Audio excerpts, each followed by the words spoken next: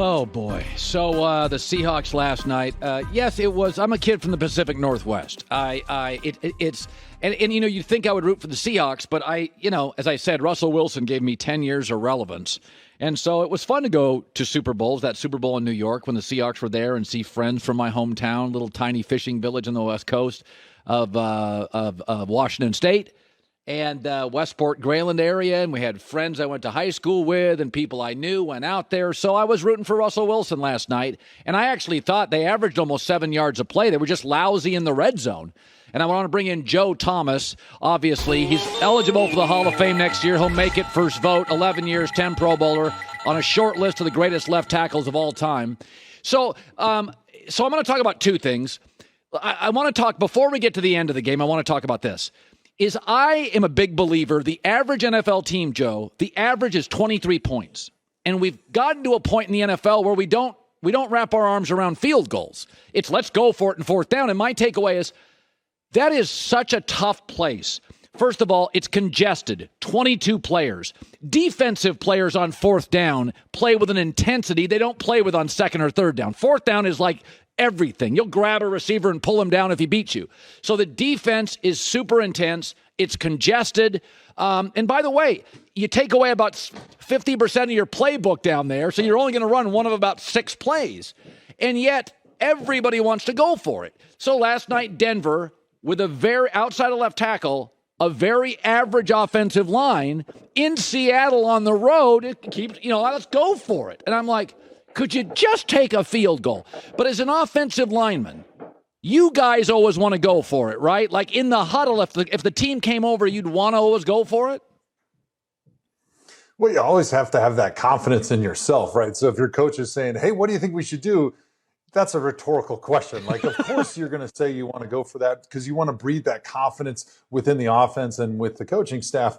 But I think you have to be realistic in some situations. Like, what are our chances with our best plays going against the defense with their best plays? And hey, look, if it's a gotta have it situation and you know that the defense feels like, hey, the game is on the line in this situation, they're going to sub out all their backups and they're going to make sure that they have their best players and their best blitzes and their best coverage players that are on the field to be able to defend that. And that's not something you get on a regular first and second and third down because defenses rotate. You see guys that are going to the sideline, they're getting water, they're making sure that they're fresh. And that's not going to happen in those gotta have it moments. So it's truly good on good in those moments where the rest of the offense versus defensive football is not always good on good because offensive linemen, we don't sub. Quarterbacks, you don't sub. Running back, receiver, you get a little bit of the subbing going on there, but it doesn't impact the game quite as much as it does on the defensive side of the football. So the end of the game, I thought of all the options for Denver, that was the worst one. I think you either go for it or you hurry up, get a kickoff. You got 3 timeouts left, and Geno hadn't moved the rock much in the second half. If you miss it, you just call quick timeouts, and you get the ball back with 35 seconds or whatever it takes. The third option, which I wouldn't do, is burn through the time, put all my eggs in a guy hitting a kick he's never hit at sea level. What did you make of it? Well, you saw a rookie head coach in his first game as a head coach kind of get lost in the moment a little bit. And I think he made a classic mistake of when you find out what your kicker's max range is in a vacuum, if the game's on the line and that's your only option, it makes sense to try to kick it from that situation rather than go for a Hail Mary. But when you have more options than either kick or Hail Mary, and you can still pick up the first down, call a timeout, and then get a closer opportunity to kick another field goal, that's what you do in that situation, especially when you just gave Russell Wilson $245 million on an extension to be the quarterback of the perceivable future. Like, that's what you do. Put the ball in his hands, let him go, convert that first down, and then go ahead and have an opportunity to kick a reasonable field goal. This wasn't an option of either Hail Mary or kick. This was an option of a lot of good things versus what you don't want to be stuck in a situation is trying to kick a 64-yard field goal to win the game. Yeah, they put all their eggs in a field goal situation that the kicker had never succeeded in. Didn't buy it. All right, so let's go to Cleveland. I figured Baker would figure out a way to win. It was very close. It came down to a 58-yard kick. So we know Deshaun's not coming back for a while. We know the division's pretty good. What is your interpretation of how good Cleveland could be until Deshaun is back. Obviously, Myles Garrett's unbelievable. Nick Chubb. There's some real players here. Is this a team that can win half their games and just stay viable, in your opinion? Well, they've got a tremendous roster, top to bottom. Their secondary is almost as good as anybody in the league. I think they've got the best running game in the NFL, one of the better offensive lines. So, and you mentioned Myles Garrett. They've got a lot of really, really good players. And that was one of the reasons they decided to move on from Baker, is because they've given him a tremendous roster last season and the season before. And they kind of saw where the ceiling was with Baker at quarterback. And so they wanted to make a move and get a quarterback in there that they felt with this roster could win them a Super Bowl. Now, Jacoby Brissett obviously is not Deshaun Watson. So how far can he take them in those 11 games that he has to play? And I think really the magic thing for them is to get above 500 when Deshaun Watson comes back, because I think that puts them in play to make a run for the playoffs in those final 6 games of the season that Deshaun Watson's going to be playing.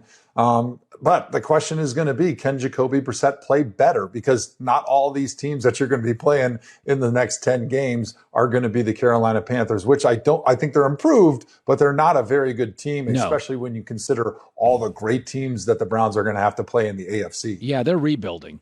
So the Bengals O-line, we look at Joe Burrow's interception, but I didn't think the O-line was great for them. In fact, on the interior O-line, they got pushed back. Now, some of that is, Mike Tomlin is an underdog. It's a division game. The Steelers, Mike Tomlin's whole career you can really point to, he's at his best as an underdog in division. They play with their hair on fire. So part of me is thinking that may be the best pass rush the Bengals face all season long. Is that how you view it, or are you concerned about the Bengals front? Yeah, when you're talking about quarterback time to throw and how efficient he is throwing the football, there's a lot of variables, right? And the first one is, how good is that defensive line? Like, how quick are they able to put pressure on the quarterback? But after that, then I start to look at, okay, what is the quarterback doing that's either making it easier or harder on his offensive line? And Joe Burrow was just not very good in week 1. I'm a huge Joe Burrow fan. I believe in him. I think he's going to be one of the great quarterbacks in the NFL for the next couple of decades. But it looked like that time that he missed during training camp with the appendectomy may have really hurt him, because he wasn't on the same page with his receivers. He had poor accuracy. He was holding on to the ball. The timing with the routes was not there. And so I think that led to maybe some confidence issues in his own head, which leads to holding the football, not being confident of letting it go when you see guys open. And then all of a sudden, the little mistakes that your offensive line is making against a really good defensive line and one of the best defensive players in the NFL, and TJ Watt, all of a sudden those become magnified. And then what could be like some small things that you're looking at on a Monday and going, on the offensive line, we could do a little bit better here. We could do a little bit better here. But you know what? Overall, it was a solid game. You're looking at it Monday going, man, we get 6 sacks. We got our quarterback murdered. And so I think some of those things snowball when you're dealing with all of those issues together in one game. Sean Payton, former Saints coach, was on our show yesterday for about 30 minutes. And I said, my big takeaway from week 1 is O-line play was bad. But there's no pads in the offseason. They don't play in the preseason. It's like, well, what are they supposed to be? And I mean, you tell me, you're going to be a Hall of Famer here in a year. Can you imagine never having pads on out of season, never playing in the preseason? Would even you be a little off week 1? Well, it's tough because offensive line pass blocking is more art than science. And so I think getting those reps, especially those full speed, full contact reps, are so important to being able to be at your best. And really, that doesn't happen until a little bit later in the season, to your point, because they're just not doing it in the offseason. They're not doing it as much during training camp. And so these first few weeks of the season, these offensive linemen are still trying to get their feet under them and learn the rhythm and the flow and the balance and the art of pass blocking, because it is a reactionary skill that does take a lot of live reps. It's not like riding a bike. It's not like week 1 of training camp, I was able to jump on the bike and get back out there and go block Myles Garrett, because of the feel that it takes to be able to be perfect time in and time out when you're talking pass blocking. And that's why I think, especially early on in the season, you're watching defensive lines crush, by and large, maul offensive lines, because it's a lot easier to just run forward and tackle dudes. You do that almost every day of your life, and you've been running forward and trying to tackle kids since you were a 5-year-old. Like my son, he just turned 6. he loves just tackling people. Like, that's something you've done your whole life. But offensive line play, when you're running backwards and you're trying to block big men, like, that's something that has to be learned and has to be repped over and over and over again to keep it fresh in your mind and to keep it fresh with all the, like, the appropriate receptors in your body that connect between your body and your muscles and your brain. Good stuff, Joe Thomas, at Joe Thomas 73, NFL Network as well. Browns are 1-0. It's good living in Cleveland. Joe, it's great seeing you. Hey, great seeing you. Thanks, Colin. Yeah, no, I mean, it's really interesting. I never talked, my entire life being a sportscaster, we never really talked offensive lines. I mean, talk about them. And then the new CBA a few years ago, you can't wear pads. Nobody's playing.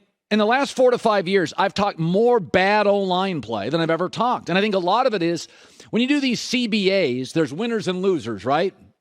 NBA, CBA, baseball, when you get these near strike situations and you have a new collective bargaining, all the players thought it was a win, less hitting in practice, no pads in practice.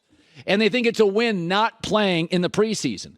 But you saw it in week 1. Kickers were awful, O-lines were awful, and some of the quarterbacks that didn't play struggled with timing. I said this with Aaron Rodgers. This offseason, the minute that draft is over, you got to go get those rookies and go practice because you're not going to play in the preseason. You can't just do a couple of practices. That's not live speed. So there's a downside to everything, right? Like there's a downside to everything, and no hitting, no pads. Week 1 was ugly for a lot of offensive lines. Joe Thomas nailed it. Hi, everybody. Thanks for watching. Subscribe here to get the latest from the show. Also, be sure to check out more of the best clips from The Herd or go watch a few segments from other shows on FS1.